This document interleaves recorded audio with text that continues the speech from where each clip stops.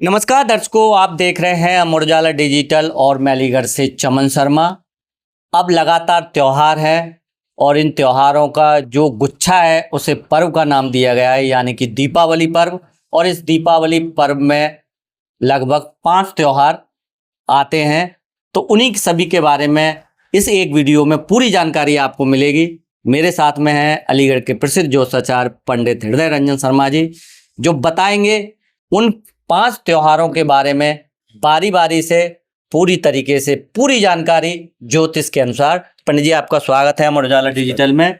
तो पंडित जी, सबसे पहले हम ये जानना चाहेंगे कि जो ये 5 त्योहारों का एक पर्व है दीपावली पर्व, उसकी शुरुआत कहाँ से होगी और उसका समापन किस पर्व त्योहार से होगा।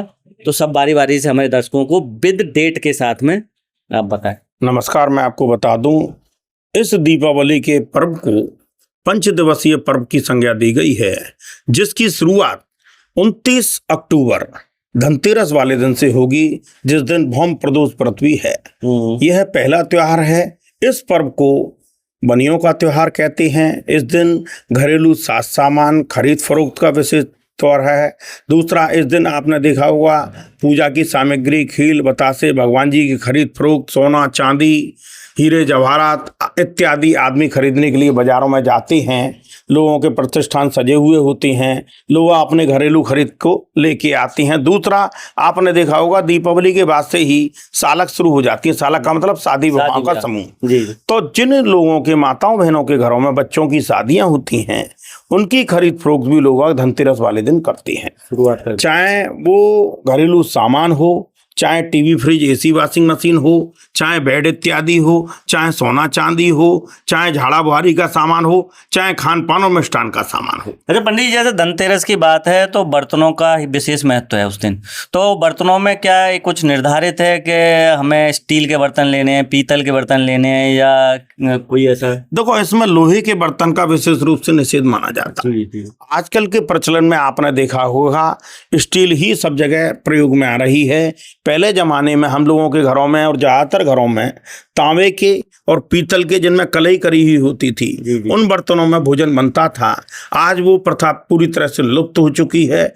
आज 95% घरों में मैंने देखा है ज्यादातर जो बर्तन हैं खाना खाने के या खाना बनाने के, वो या तो स्टील के हैं या फाइबर के और प्लास्टिक के प्रचलन में आ रहे हैं, जो एक तरह से आदमी को रोगी बना रहे हैं। तो धनतेरस का विशेष पर्व बर्तन खरीदने के लिए भी मान्य है। तो अपनी जो क्षमता है, चाहे आप बड़ा बर्तन लें या एक चम्मच लें छोटी सी, कोई भी एक, वो तो एक तरह से शगुन के रूप में माना जाता है। जैसे आपने देखा होगा माता बहनों को कोई चीज की जरूरत है तो वो कह देती हैं कि साहब धनतेरस वाले दिन लेके आएंगे। क्यों?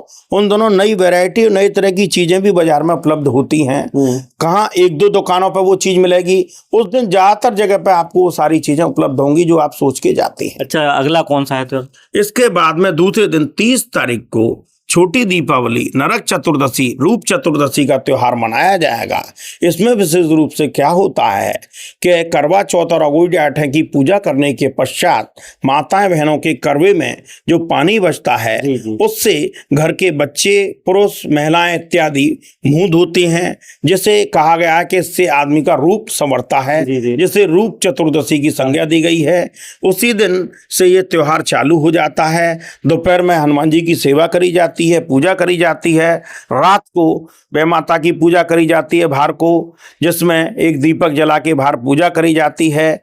उस दिन से ये सारी चीज, जैसे यम दीपक के नाम से भी जाना जाता है, वह जो यम दीपक है वो छोटी दीपावली वाले दिन ही जलाया जाता है। वो घर के बाहर जलाया जाता है, जिसकी निगरानी भी करी जाती है बच्चों के द्वारा। पुराने तथ्यों के आधार पर यह कहा गया है कि अगर वह चोरी हो जाए तो साल अच्छी नहीं गुजरती है घरों में। इसके बाद में दूसरे दिन जो त्योहार आ रहा है 31 तारीख को, वो दीपावली का पर्व है, जो माता बड़ी दीपावली माता महालक्ष्मी का पर्व है, कुबेर जी का पर्व है।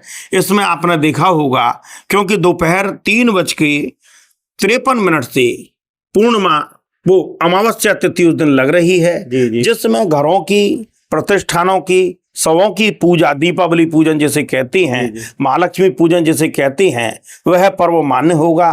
और ज्यादातर घरों में 31 अक्टूबर दिन गुरुवार को ही दीपावली मनाई जाएगी, जिसमें मैं आपको बता दूं प्रदोष काल का समय सर्वोत्तम समय माना जाएगा, जो 5:30 बजे से लेकर 8:30 बजे के बीच में होगा। इसके पश्चात जो लोग रात्रिकालीन पूजा, निशीथकालीन पूजा माता महालक्ष्मी जी की करते हैं, वो रात को 11:30 बजे से लेकर 1:30 बजे के बीच में अपने घरों की गुप्त पूजा कर सकती हैं, जिसमें श्री सूक्त, हनुमान चालीसा, लक्ष्मी सूक्त, लक्ष्मी मंत्र का प्रयोग करना या कुबेर मंत्र का प्रयोग करना अत्यंत शुभ फलदायक माना जाए। उसके बाद क्या है? इसके बाद में 1 तारीख रिक्ता पड़ रही है, जिसमें कोई त्योहार मान्य नहीं होगा। आपने पिछले कई सालों में देखा होगा कि दीपावली का पर्व पड़ने के दूसरे दिन रिक्ता रही, फिर तीसरे दिन यानी कि उसके दूसरे दिन जो है वो गोवर्धन की पूजा मान्य हुई।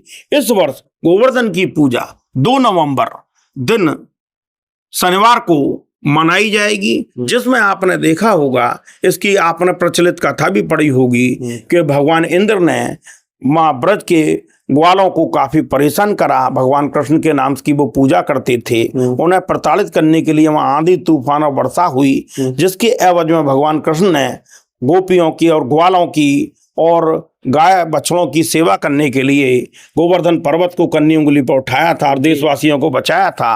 उसी दिन से गोवर्धन की पूजा अनंत काल से आज तक चली आ रही है, जिसका समय 5:30 बजे से 9:30 बजे के बीच में मान्य होता है।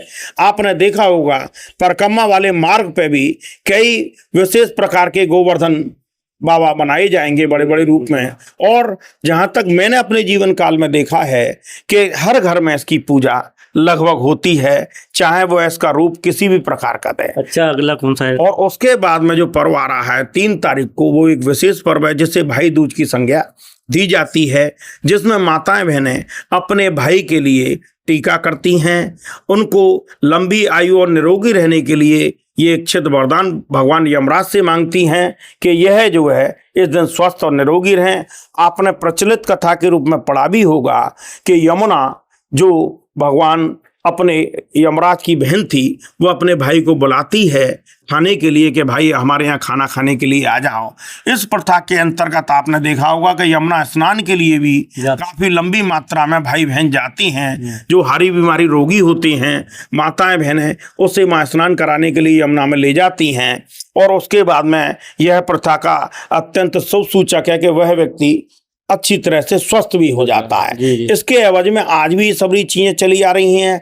और जहां तक मैं आपको बता दूं, दूज का त्योहार के बाद ही ये 5 दिवसीय पर्व उस दिन समाप्त हो जाता है, जो धनतेरस से लेके भाई दूज तक लगातार 5 दिन का पर्व, 5 दिवसीय पर्व, जैसे हम दीपावली पर्व के रूप में भी संज्ञा दी जाती है, ये समापन उसी दिन होता है।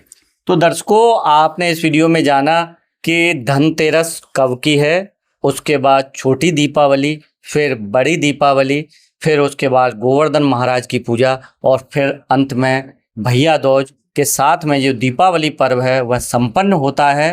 तो आप देखते रहिए अमर उजाला डिजिटल। मैं अलीगढ़ से चमन शर्मा। अगर आप ये वीडियो YouTube पर देख रहे हैं तो हमारे चैनल को सब्सक्राइब करें और बेल आइकन को दबाना ना भूलें। अगर आप Facebook पर ये वीडियो देख रहे हैं तो हमारे पेज को लाइक करें।